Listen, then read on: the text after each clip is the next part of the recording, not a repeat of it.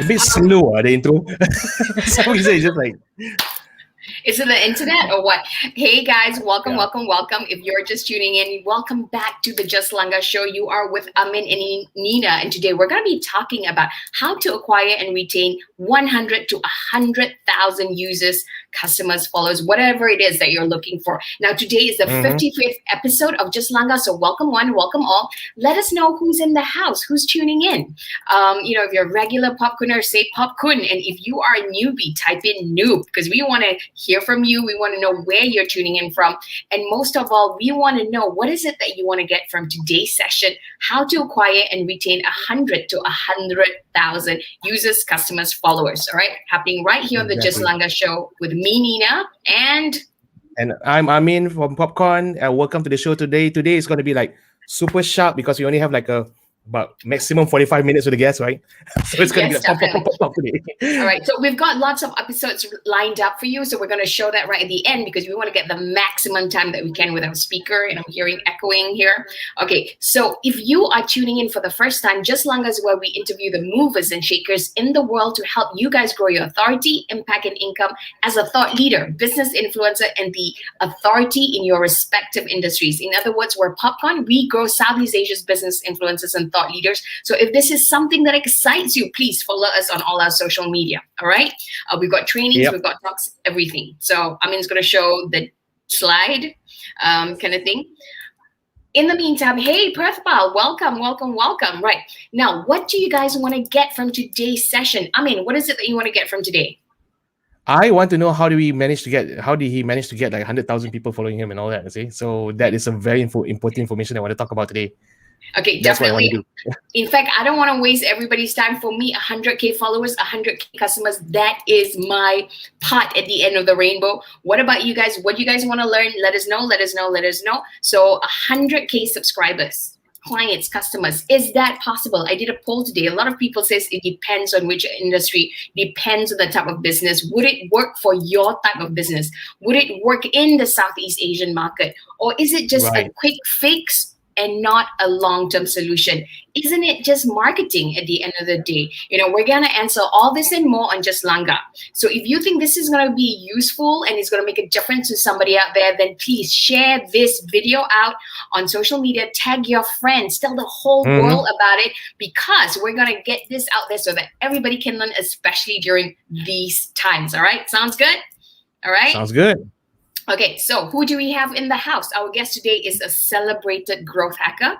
He's the best-selling author and publisher of the growth hacking book 1 and 2. He is a world record holder and co-founder of International Growth Hacking Day, July 13. AudioSense, which is IBM and Twitter's partner product, also ranks him as the most followed growth hacker. Now get this, his growth strategies and SaaS products have helped notable organizations including UNESCO, Uber, Red Bull, Candor by Kalyan Jewelers, Freshworks, Instamojo, BBN Times, Upgrade, Sogo Survey, Interesting Engineer, InVideo, and many SaaS startups from New York City to DC and Bay Area. Now he helps startups acquire their first 100 to 100K users, customers, followers through consulting and done-for-you growth services. So his work has been featured in so many media outlets, including Forbes, Entrepreneur, Huffington Post, The Next Web, Your Story, The Goodman Project, Yahoo, Indian television,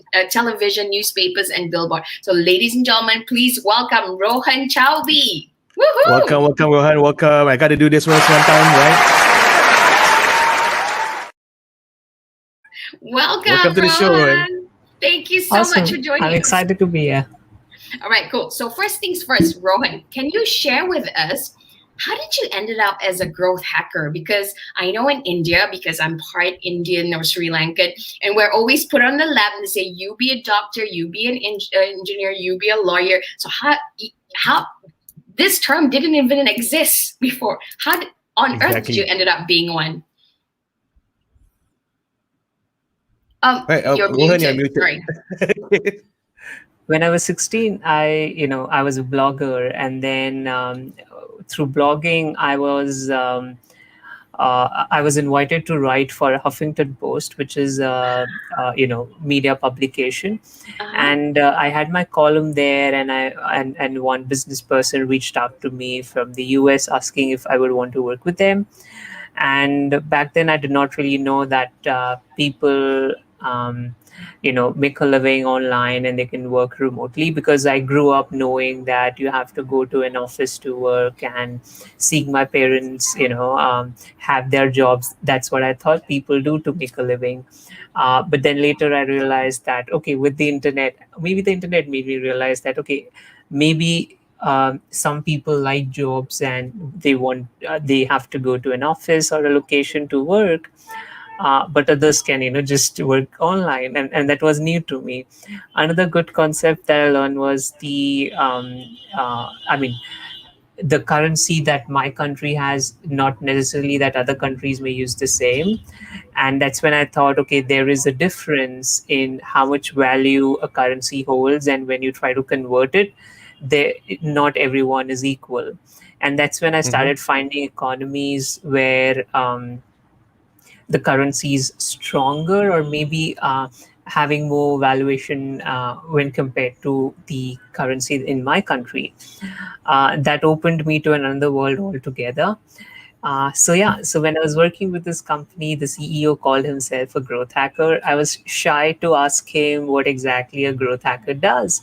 So instead of asking him, I went on to Google, started learning it myself, and I read everything, I watched everything, I listened to all the podcasts available, and now through these years I have started to come up make up my own frameworks, my own way of doing things. But yeah, the beginning of it was just knowing that, okay, the my employer calls himself a growth hacker, and let me also research and see what it is. So yeah, I'm very grateful that happened to me, and here we are. That's fantastic. So, for the benefit of people who do not know what growth hacking is, what is growth hacking and what is it not? Mm. Right.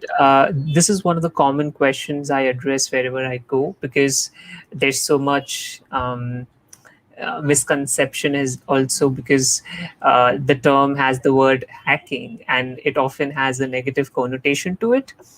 So, growth hacking is essentially you conducting marketing experiments in your organization or startup, and through experimentation, trying to find unconventional or less exploited or novel, ideas to market your startup in a way that is, that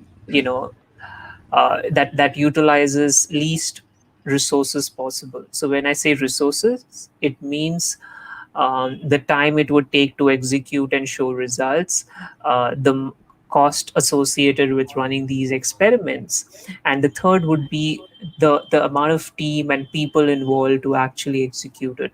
So you want to keep the resources at minimum and come up with unconventional ideas and iteratively perform them. And how you evaluate if they were truly a success or not is through analytics and data, and finding which ones are good versus bad, not based on our instincts but through data. So yeah, that's what growth hacking is.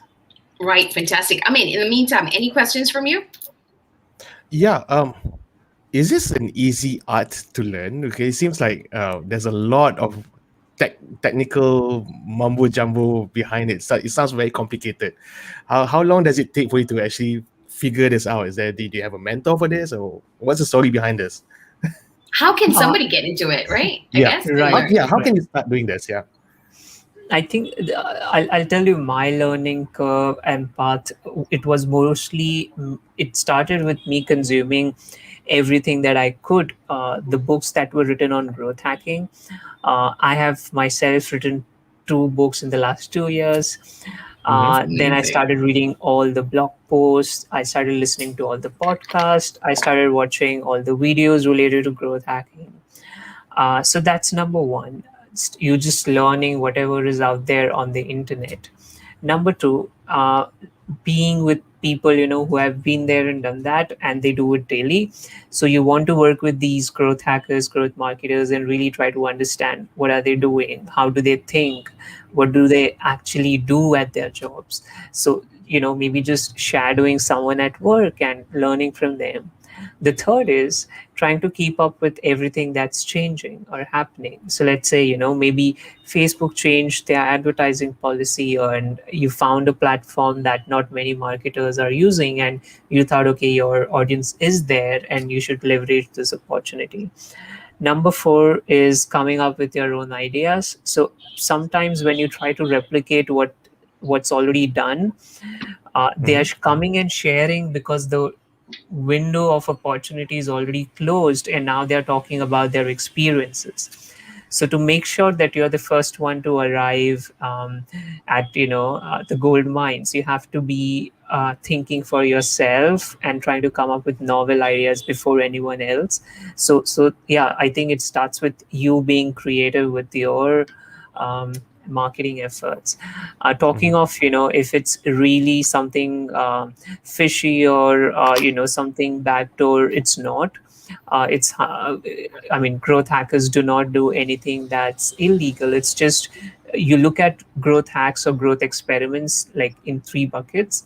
One is Uh-huh. you try to do something creative, innovative, that has never been done before, or if it is done, you do it in a different way. The second is you try to push boundaries and try to go over the edge and try to find loopholes in a specific platform or API. But yeah, you do stay within the legal boundaries even while doing that. And the last one is you try to leverage technology, let's say any script or codes, APIs or tools or softwares which everyone uses these days. Like even the simple live stream has like a full setup behind it to achieve our goals. So these are three ways we look at while creating growth experiments. And I think this is a good start if anyone is looking to get started. All right, Right. awesome. Okay, Right. so before we go into the question, I just want to ask you, like, how do we grow from 100 to 100K subscribers and retain them? Before we go into that, these strategies that you are about to share, that you're going to reveal, does it work across all industries? And does it work across different markets like India, America, and Malaysia? So just wondering.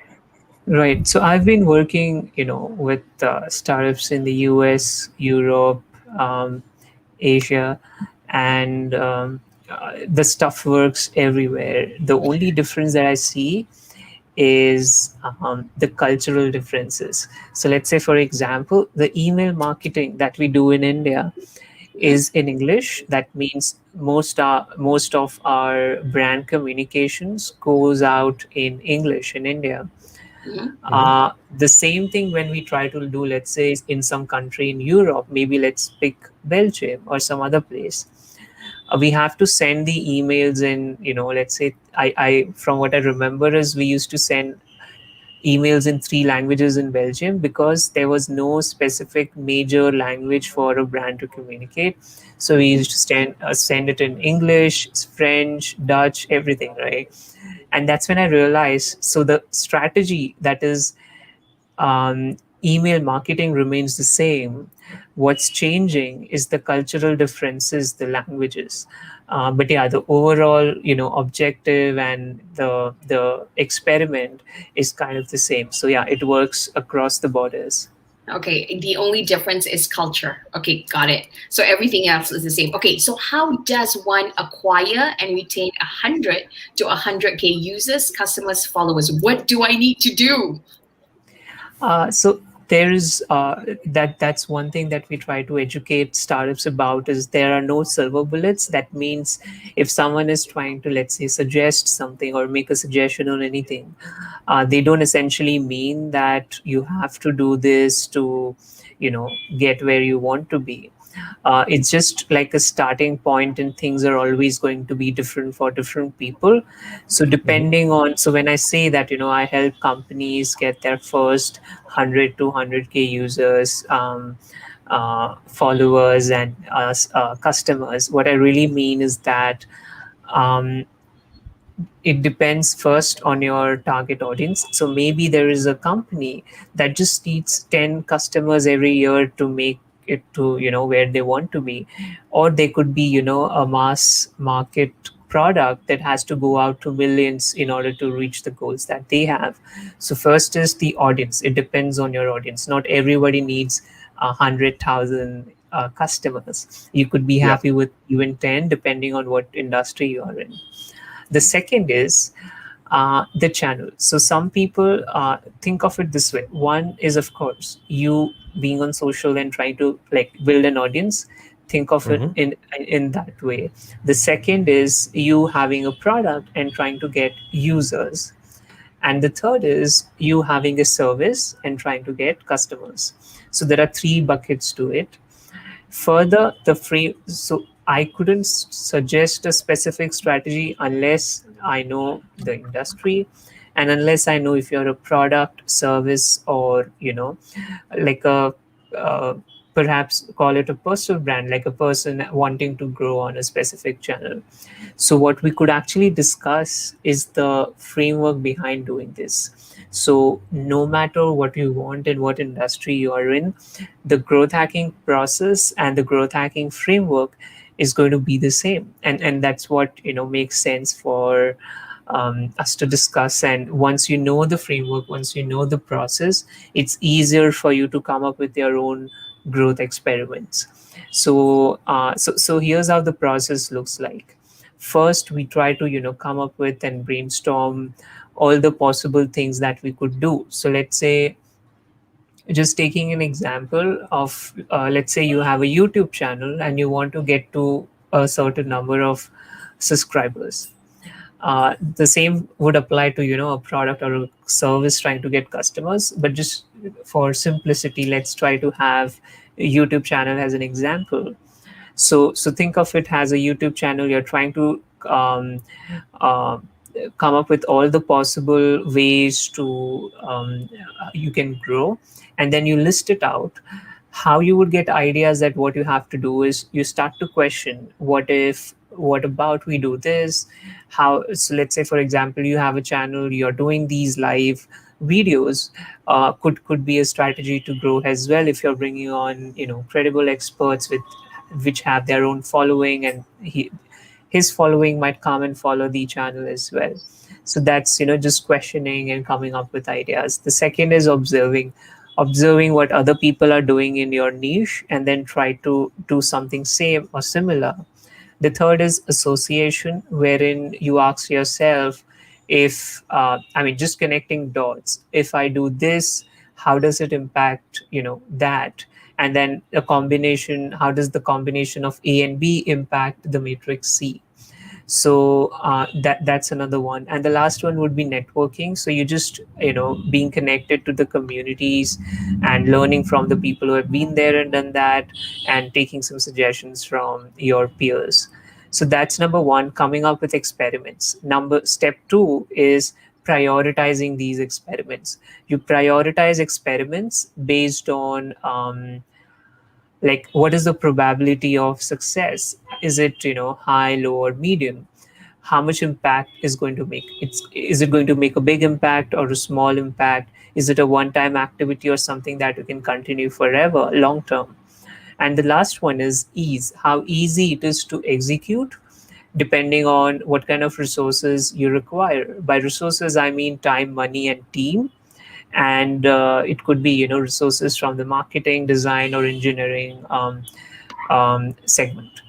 And next is, once you have prioritized which experiments look most high impact with most ease, you go on to running these tests. So you run these tests with a hypothesis that, let's say, you're sharing your maybe channel in different digital platforms, and then you created a list of, let's say, 20 or 50 channels, and you're trying to see which channel sends you the most traffic, and maybe you would have your own hypothesis which channel is going to be most beneficial versus the others. And the next is how you're going to validate these experiments. What would be the criteria for um, just deciding how would how would you qualify if this experiment was a success or not? And the last one is to implement, these experiments and try to analyze what was it, did it make an impact that you were hoping to, uh, was it a success or a failure? If it was a failure, what could change, and how could you reiterate the entire process with a different approach? Or if it was a success, asking yourself what made it a success and how you can replicate that success over and over. And the last one is, once you have truly found, some winning experiments, you systemize it by saying that, okay, this is going to be the standard operating procedure for us, and we'll continue doing this. But you're still adding new experiments in your organization every week or monthly to keep finding new areas of possibilities as well. So this is the overall framework of how startups operate, and I've seen this work around the world. So yeah, trying to focus more on the framework versus the specific strategies. Right. Okay. So it's actually a science, isn't it? It's a lot of running experiments, science, and then monitoring the data, right? Actually, I forgot to tell you one point. So one interesting Okay. thing that I try to share with my client is, if you go to a doctor, he wouldn't say that he's an expert at something. They would always say, a doctor will always say, I am practicing this. Similarly, if you go to a growth hacker, he wouldn't say, I'm an expert at this. He would say that, we are going to run experiments and we are going to find the best working experiments for you and for your startup. So nobody has like a silver bullet or pill to give you. It's that Mm-hmm. we are going to come up with experiments, run these experiments for you, and try to find, the golden opportunities. Right. Okay. So I have a question. So when you work with a client, how long does it take before you start seeing results? And yeah, so how long does it take? So Because again, there's it depends on, what the industry is, and what kind of product it is, what kind of target audience it is, and how well they respond to our messaging, and if there is something needs to be changed, we'll test it out. So on an average, what I see is that you would want to run certain experiments, let's say for a week, and certain experiments take time to show, so you would run it for, let's say, a month. Some may even take longer, and you would run it, let's say, for a quarter. And then you would know that, okay, what works and what not. And once you have found what works, you double down on that and try to, milk it to your maximum advantage. To give you certain examples of how long it could take, so there was this Hong Kong based product that wanted to launch in India. We got them 120,000 users in 3.5 months, and it took us 3.5, okay, sorry, I already said 3.5 months. So yes. that was that was, a mobile app. Similarly, there was this one B2B SaaS product, and we got them 100 customers within 90 days. So think of it in this way: a consumer product took 3.5 months to Mm-hmm. achieve 120,000 users. Mm-hmm. Similarly, a B2B product, which was high end, took 90 days to achieve 100 customers. So Mm. the difference here is, the B2B and B2C, the audience, the product. So yeah, it really depends and it's variable. But yeah, the framework of, experimentation, finding what works and double downing on that is what is advised. Wow. Okay. Do you have any case studies that you could share with us, which has been really really interesting, where you really helped, and what was the strategies that you used? Out of curiosity. Yeah. Sure. So because I shared with you the consumer app that I was talking about, from Hong Kong, so their app was about giving users a reward for watching ads, which was a wonderful concept, because we are constantly, bombarded with ads online, but no one really rewards you for ads. So this company was actually trying to reward you for ads that you watch on television, that you watch on YouTube, etc., by tying up with certain specific companies. So they wanted to launch in India, and they tied up with certain cap sharing services in India. and that's why they wanted to have women on the app so that they could offer the cab rides to the women, and it was a good social cause. There was a good social cause attached to it. So what we did was we tried to the obvious strategy was, of course, the ads and everything that was running, but what was unconventional was we tried to take use Instagram APIs to target women in India, and we had like a big data generated, and we contacted them via SMS, and it was a successful experiment. So the possibility here was that I never tried Instagram API before this, and this was the first time we were trying it, and it did go well. The second one that I could think of is in back in 2018 or 19, I'm forgetting. I used Instagram or Twitter API to create like a group of entrepreneurs, freelancers, influencers, food bloggers. I created these small groups and helped influencers be promoted within these groups, and it boosted the engagement for everyone. So let's say if we three are social influencers on Twitter, I'm going to retweet you to my 100K followers, and you're going to retweet me to, let's say, 200K whatever followers. So we are essentially sharing the entire audience base, and that's why Mm-hmm. it's going to increase the engagement. This was a cheaper alternative to Twitter advertising that cost you a lot for Yes, every engagement, and correct. maybe that's why Twitter killed my product. So in 8 months, I don't know, they changed their API policies, and they told me that you can't do this. And it was weird because how did they allow that in the first place to run it for 8 months, right? But Mm-hmm. but Mm-hmm. maybe, like I said, there is a short period of opportunity for a few things, and a few things might run forever. So you really have to know and find what things you would want to be invested in. Similarly, I just a few months back found out Reddit has certain APIs which allows you to reach people on scale, and on Reddit there are specific communities for everything. So let's say if I want to find a specific city or the country, or anyone from the Malaysian community, I could just search the city name on Reddit and I'll find like a big community around it. So Reddit is the place to be to find anyone and anything around any interest, and you could reach out to those audiences without even paying for ads, like on scale using the Reddit API. So these are a few examples of the API side of things, and it's a bit on the marketing and tech. I mean, it's not just marketing but also a mixture of having technologies used. But you could also be getting you could also get creative sometimes.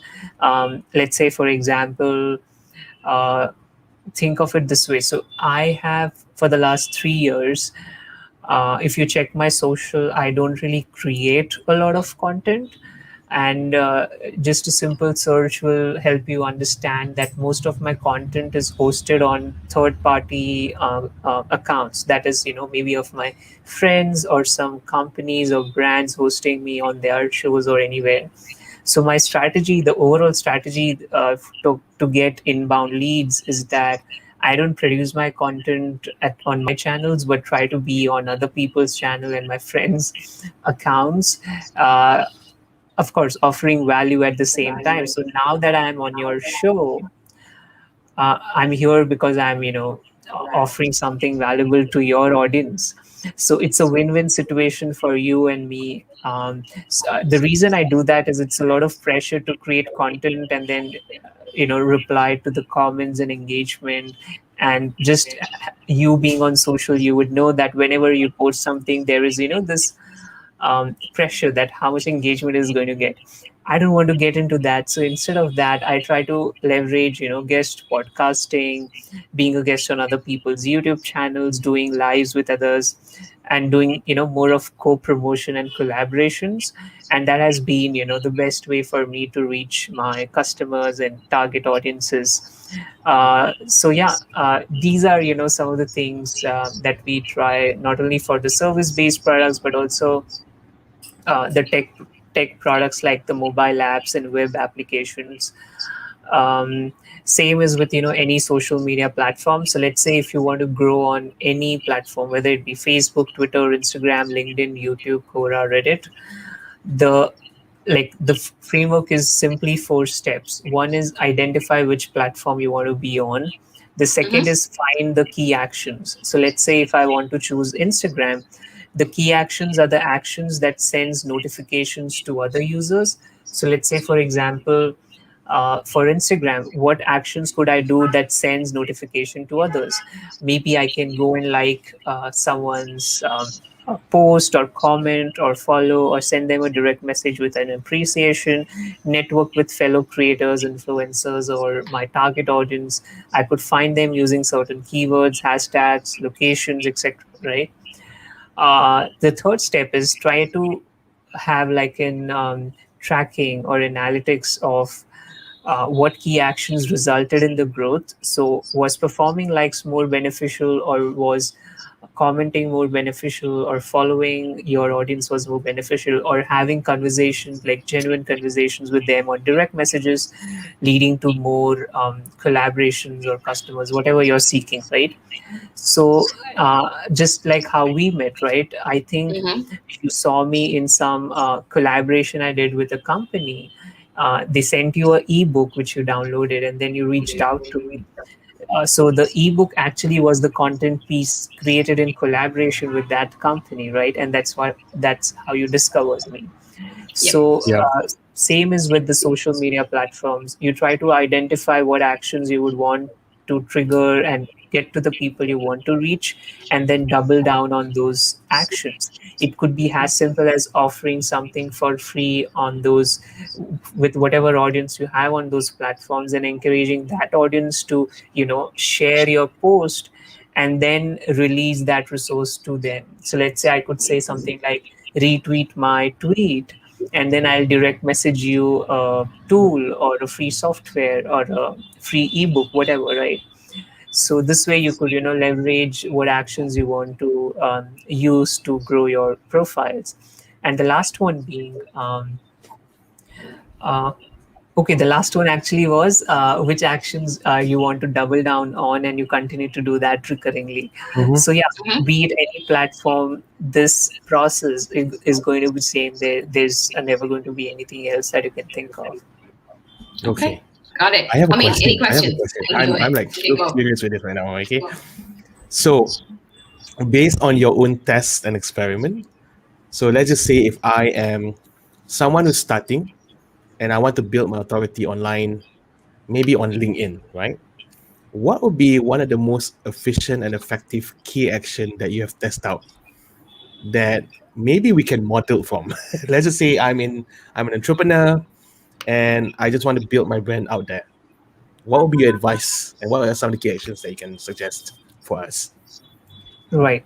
So let's Yeah. say you are an entrepreneur having your own, maybe let's say product, and you are Mm-hmm. building your LinkedIn authority to, get to the people you want to, and you want it to be more inbound versus outbound, but at the same time, you want to make sure you reach the people that you want to.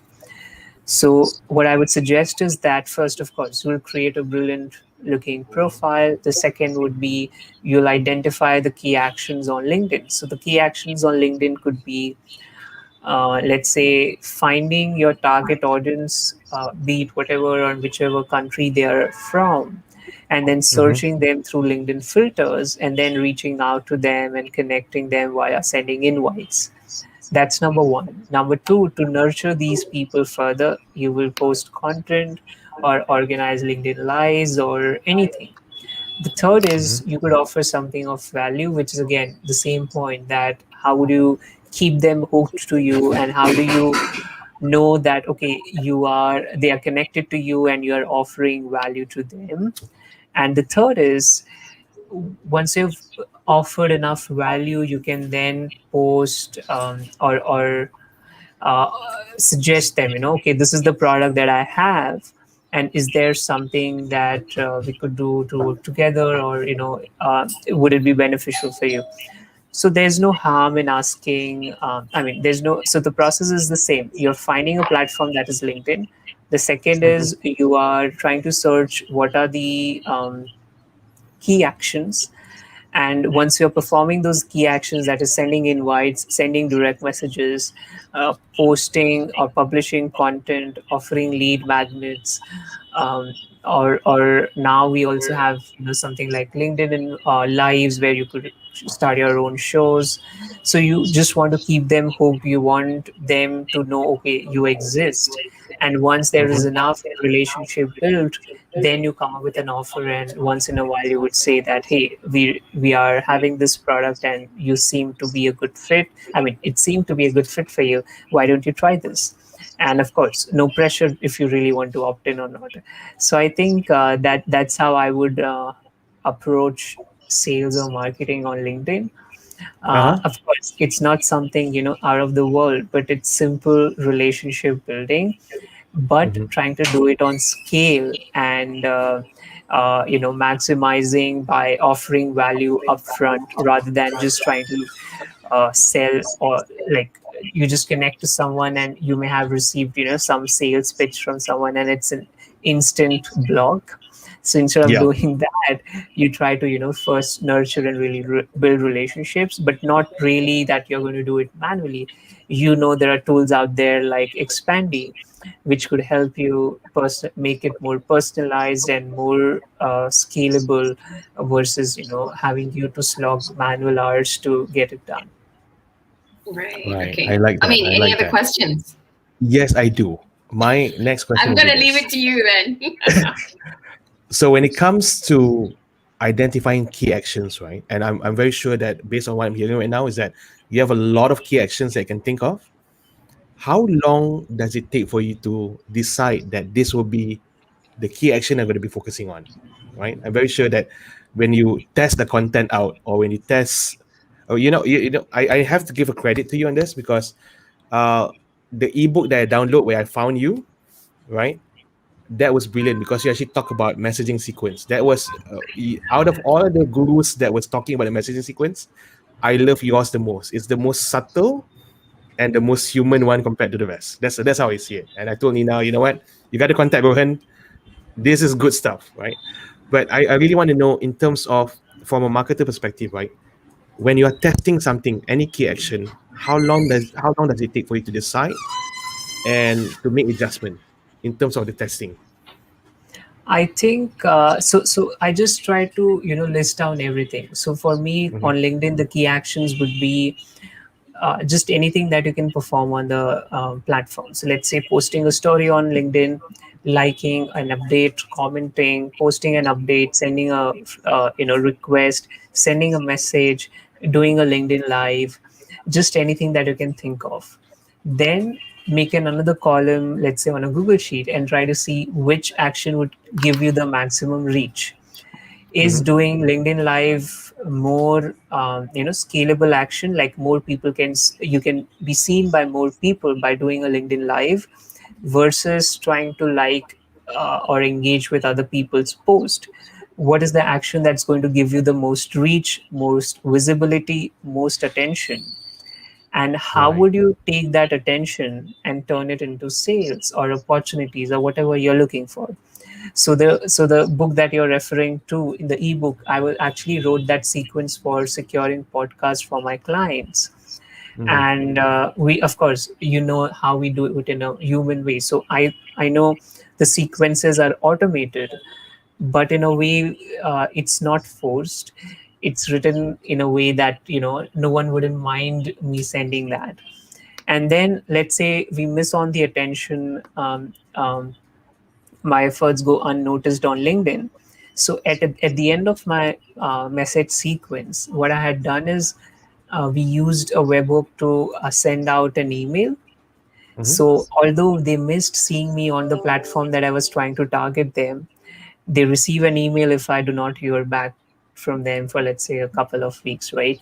Same, you could do it on Instagram as well. Instagram offers you an ability to see people's mobile numbers and emails publicly if they have made it available. So if you don't get their response on Instagram, you could always write them an email and reach out to them. That's one way. Another one is that, let's say, think of Twitter. You can direct message people. If the direct message button is closed, you could always directly tweet at them, right? So the possibilities of trying to get attention and then trying to convert that attention into whatever you want to get out of them is endless. It's just that how we could map out all the possibilities and try to find which one is like the easiest and fastest way to get there, and be creative in the process of executing that. I love Nice. this. Yeah. Right. I hope I have to I say, wish we had more time though.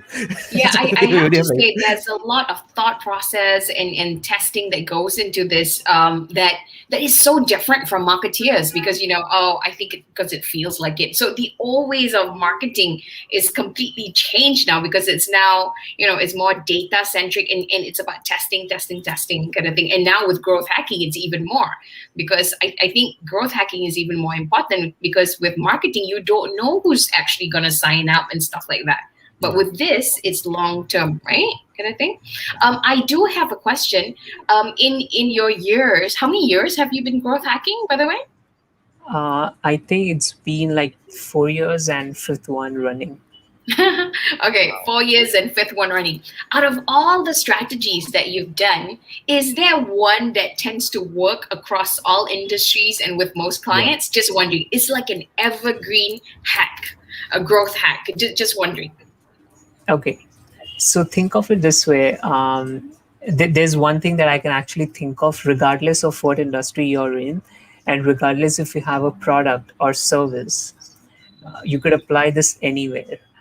And this one thing would be partnerships. So partnerships is one thing that you can just do it anytime, anywhere, and doesn't matter what is your audience, what is your industry. Partnerships, I look at it in three ways. One is a partnership between a brand and an influencer, a partnership between a brand and a non-competing brand. That means they could work in collaboration and complement each other. Mm-hmm. And then the third form would be a partnership done between a brand and a community. So these are the three ways you could possibly partner, and this is one thing that would never fail. Like, you could just endlessly keep creating partnerships, and you are never going to exhaust it. So yeah, this is one experiment that we just consistently try with every brand that we pick up. Is that the only one? Are there others? Just wondering, because it's so good. I'm trying to get others. So I recently joined this one of the major social networks in India, in their growth team. Of course, I can't name them, but we do the same here as well. Like, we try to partner with the bigger platforms and try to find mutually beneficial ways. So yeah, if I cannot, I mean, the only way to make partnerships work and successful is to find something mutually beneficial for both the partners, whether it be the brand and the brand and the community, or the brand or the influencer. So yeah, I think that would be like the key ingredient to make it a success. Okay, Okay. fantastic. I mean, any questions on your side? Yeah, Nina, just respect of Rohan's time, right? Yes. Oh, I yeah, think we because gotta he cut has this to go part. off. Yeah, Okay, yeah, he has to so go off. So okay, I have one more. I think we'll go to the rapid fire where you can answer as fast as you can. What are three things business owners and individuals can do right now if they want to double their business growth during this time? This whole lockdown, nonstop lockdown. What are three things they can do? I think the three things would be, learn from people who have been there and done that, try to do something same or similar, or replicate their process, because they are there where they are because of, something that they did. The second is try to collaborate with your peers, which again brings the same point about partnerships. And the third is to try to support whoever is just starting out, because you never know who will end up being one of your biggest fans or supporters and what they could bring to you in the future. So yeah, these are the three things I would suggest. Oh my God, that's brilliant. Thank you so much. What are the top three things we need to remember? Or do you have any advice do you have any advice or strategies for content creators like us who want to grow our authority and impact and income online? I think the only advice would be, uh, I'm assuming that the content creators, one thing that they do exceptionally well is create good stuff. But it is equally important to always distribute it as well. So while you are investing your time in creating content, also invest equal or more time in distributing the content. I actually created a list of 110 channels to promote content on, whether it be text, video, or audio. I wish maybe after the live somewhere we could link to it. So that was give creators more context on what I mean by distributing the content via different channels. Okay, sounds good. I'll get the link from you, so that will be super useful for us. Moving forward, what is next for you? What's next for Rohan? So so every year I write one book on growth hacking. The last two books that I did was in an anthology. This time I plan to write like my own book independently. That's number one. Number two is I'm also trying to create like the world's first documentary on growth hacking. So that's the book, and the documentary is on the cards. Okay, cool. We wish you every success. That is amazing. We are definitely following you. People are saying I'm thank definitely you right getting your now. book. I'm looking at Amazon right now. I'm going to get your book after this. Thank you so much. It has Thank you been so much, so Rohan. beneficial for us and people out there. And how do people work with you? Are you expensive? Just wondering, because there's probably people tuning in and they're wondering, how do they work with you? I mean, of course, I have like a fixed set of projects that I take every year, and so there are two options. One is I consult companies and try to suggest or make suggestions on the growth experiments that they can run. So this is more of a consultation. The second is done for you, where I try to join a company or work with them and their teams and try to run experiments. So these are the two models, and of course, I'm not as expensive as it seems. Okay, cool. Sounds good. So we'll be in Sounds like touch a in plan. case. Yeah, we'll be in touch. Somebody saying, please share your documentary with us once it's ready. Definitely, because we've got a community who's excited and they want to learn more about what you do. Yeah, or what Exactly. you get up to. Yeah, thank you. Let us know. Thank you so Okay, much guys, for having me. do connect with Yeah. Rohan as well on Yep. LinkedIn. So let's have his Yeah. LinkedIn again so everybody can see. So thank you so much, Yeah. Rohan. We'll let you go because you have a meeting in 12 minutes. So Yeah. thank you so much for your time. Thank you so much for your time, I Rohan. enjoyed chatting with you. Thank you. Bye. All right, we'll chat really soon. Bye. Maybe move him first. All right. So what was your biggest learning from this session? I would love to hear from you guys. For me, it's definitely the way, it's partnership. I think if anything, we need to look more into that. What about That one you guys? evergreen, huh? Yeah, That will evergreen always be there, across all industry. So a question for you guys tuning in. I'm pointing to my phone. Why don't you guys list down who you guys can partner with? Somebody who's an influencer, somebody who is a brand to brand, or somebody who has the community. So who can you partner up with that can be a collaboration with your business? Okay. Apart from that, what are the biggest things that you learned from today's session? I think for me, it taught me a lesson. It's not really about using, I think it's good and stuff like that. It's about testing. It's about science. You want to test data and really, really track your data. And why do we tell you guys to track your data? Now you understand why. Yeah, that's all I can say. Hey, but today it's powerful. I think the part Okay, on what was the biggest learning for you? Since you say it's power, right? the partnership part, I didn't see it from that angle. I just partnership. But then he break it down so nicely. Yeah, It's perfect. for me, partnership, because I kind of study licensing, so partnership has been there. It's just that it didn't occur to me to apply it here. So yeah, and Kan? yeah, Yeah, you have to God. be All reminded right. on this again, like again, again, right? So yeah, Yes, okay. exactly. Liana is going, who would partner with me? Okay, we need to sort that out. So private session with me. All right. Okay. And then somebody's already starting. Okay, so there you have it, ladies and gentlemen. What's happening the rest of the month? We've got a lot of speakers coming up. We've got Cutie Pie Mm-hmm. coming up. But next month, we're getting somebody from India again. It is actually Mm-hmm. Vikas Jain. And we've invited him because we want to talk about being world class. So, how do you become world class in your own industry? Now, we've got Vikas Jain, who's an international speaker, coach, and author of Be World Class. He actually studies people who are global authorities. So, you want to tune in then. There's a certain mindset that they have, and you want to be it. Okay. Next, Exactly. yeah.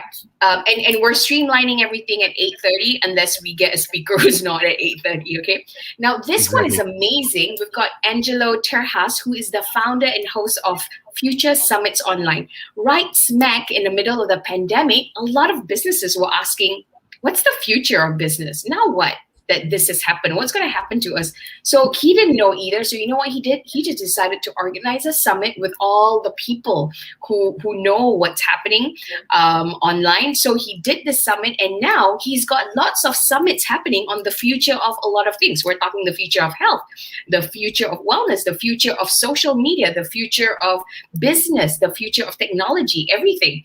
So this is amazing coming from somebody who did not even know how to do stuff online. And basically, we're going to be talking about what you want to do is more important than the how. So this is really good, huh? I mean, because Exactly. we're Exactly. I'm we're looking living forward in for an this age. because Yes, yeah, I'm looking because forward with this guy because last year I think we are in the same situation with him, but he's going even further, right? It's like I he would like to chose know. a different route. We chose a It's a different different route, route. yes. Yeah, kind Exactly. of thing. We didn't have to do a conference. Okay. Next, we also have an army veteran.